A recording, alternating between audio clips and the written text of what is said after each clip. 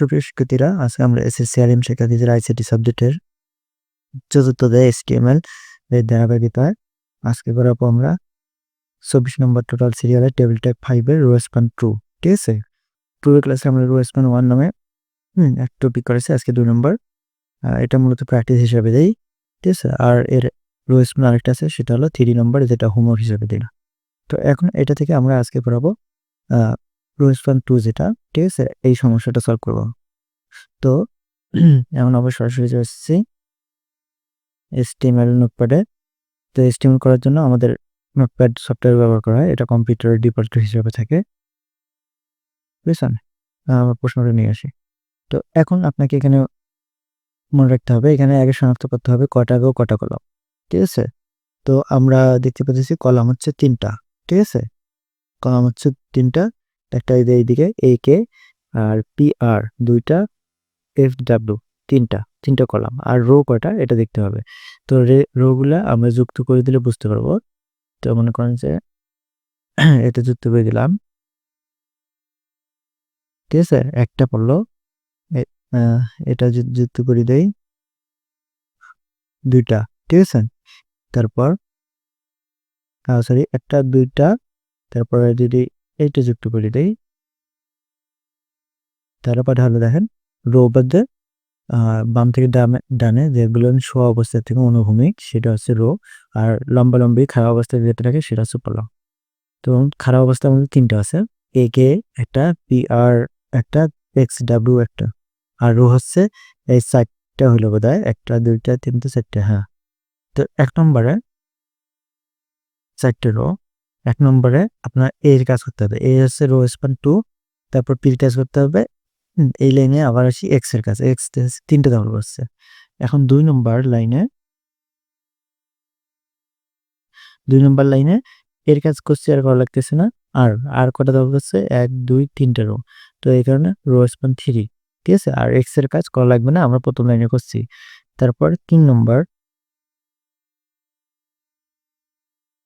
নম্বরে আপনারা এখন কে পড়তেছে 3 নম্বর লাইনে, কে এর কাজ, কে হচ্ছে রো স্প্যান 2 করার পর আর এর কাজ করছি লাগবে না, এক্স এর কাজ করছি লাগবে না। তারপর 4 নম্বর লাইনে শুধু ডাব্লু। ঠিক আছে, আর কিছু লাগবে না। 4 নম্বর লাইনে শুধু ডাব্লুর কাজ করতে হবে, আর কিছু লাগবে না। তো এই ছিল আমাদের বিষয়। এখন আমরা শুরু করে দিই। আমাদের ক্যাপশন আছে প্র্যাকটিস। ঠিক আছে, আজকে আসছে আমাদের রো স্প্যান 2। ঠিক আছে, তো এখন ক্যাপশন টাইপ দেবো, ক্যাপশন, তারপর প্র্যাকটিস, তারপর আছে ক্যাপশন প্লাস। ঠিক আছে, তো এখন টিয়ার ওপেন করলাম, প্রথম টিয়ার, তারপরে এখন টিডি, প্রথম এর ঘরটা দুটো ডবল বসছে, তাহলে হচ্ছে রো স্প্যান ইকুয়াল টু। ঠিক আছে, অ্যাপোস্ট্রফি ক্লোজ, তারপর হচ্ছে লাইক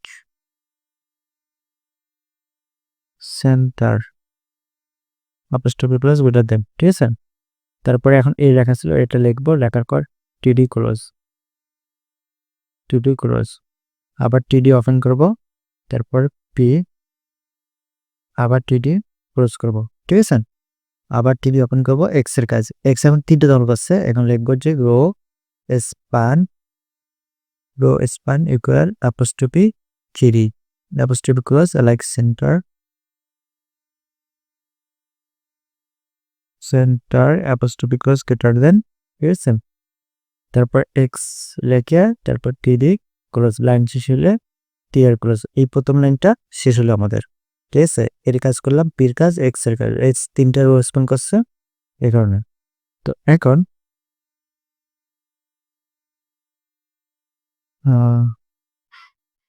এখন দ্বিতীয়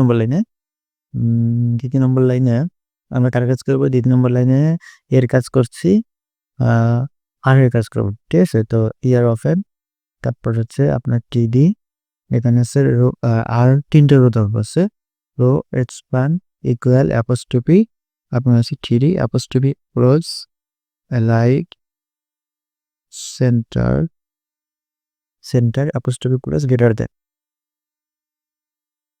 ঠিক আছে। তারপরে এখন আর এর কাজ করতে হবে, আর তারপর হচ্ছে পিডি ক্রস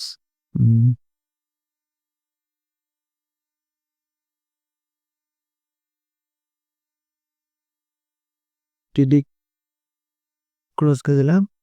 দেওয়ার পর আমাদের ওই লাইনের কাছে এক্সের কাজ করছে, আর কল লাগতেছে না, লাইন হিসেবে টিআর ক্রস।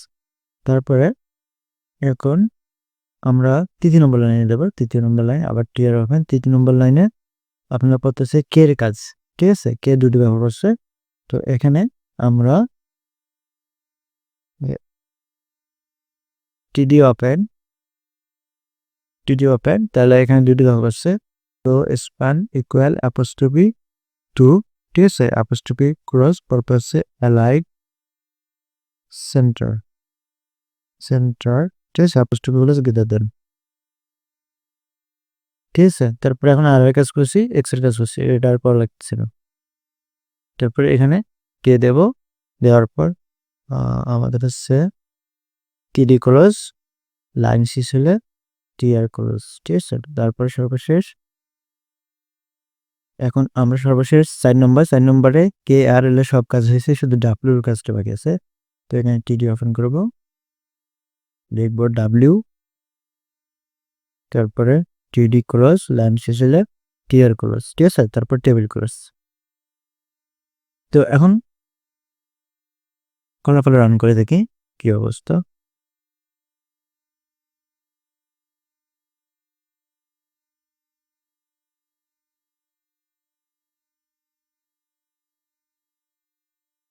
তো এখানে দেখেন আমাদের প্রশ্নের মতো আসে নাই, এতে সবগুলো সমান মনে হচ্ছে, কিন্তু আসলে এটা ঠিক আছে, আমাদের একটু হাইট উইডগুলো কম বেশি করে দিলে ঠিক হয়ে যাবে। তো এখানে আমরা হাইট উইডগুলো একটু কম বেশি করে দিচ্ছি। তো এখন আমরা হাইট, ঠিক আছে, এটা 10 দেবো, এসিআই হাইট ইকুয়াল আসছে 10, ঠিক আছে। তারপরে apostrophe close SEIDST height equal হচ্ছে অ্যাপোস্ট্রফি, এটা হচ্ছে 7 অ্যাপোস্ট্রফি ক্লোজ, ঠিক আছে। তো এটা কিন্তু অপশনাল বিষয়, এটা তো আপনার পরীক্ষায় লাগবে না, ঠিক আছে। এটা হচ্ছে ফলাফলটা আমরা একুরেট পাওয়ার জন্য এটা আসলে যুক্ত করলাম, ঠিক আছে। তো আপনাদের কিন্তু এটা লাগবে না, পরীক্ষা তো আর আপনারা কম্পিউটার করবেন না, আপনারা খাতায় করবেন। তো এখন দেখা যাক আমাদের একুরেট আসে কিনা, ঠিক আছে। হ্যাঁ, দেখুন এখন ঠিক আছে। তারপরে আমাদের উইডটা কম আছে, আমরা সেক্ষেত্রে একটু উইডটা বাড়াই দিতে পারি, ঠিক আছে। উইডটা আমরা 100 দিতে পারি এখানে,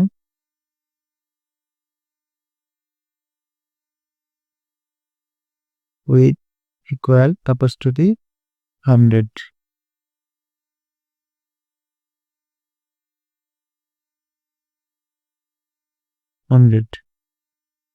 তো এখন আমরা সেভ করতেছি আবার।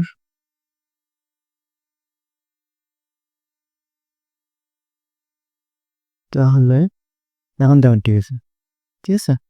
এখন একুরেট আসছে, আমাদের প্রশ্নে যেমনটা ছিল আমরা তেমন টাইপ পাইছি, ঠিক আছে। তো এখন আপনারা এর সলিউশনটা নিতে পারেন, ঠিক আছে। সলিউশনটা হলো এটা,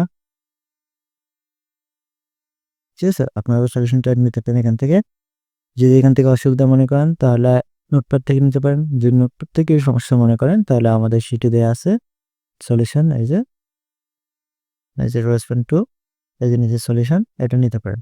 তো এই শিটগুলো কিন্তু প্রতিটি ভিডিওর নিচে ডিসক্রিপশন বক্সে দেওয়া থাকে পিডিএফ আকারে, আপনারা ওখান থেকে ডাউনলোড করে নিতে পারেন, ঠিক আছে, কোনো সমস্যা নেই। তো ঠিক আছে, সবাইকে ধন্যবাদ, আজকে পর্যন্ত এই করে হাফেজ।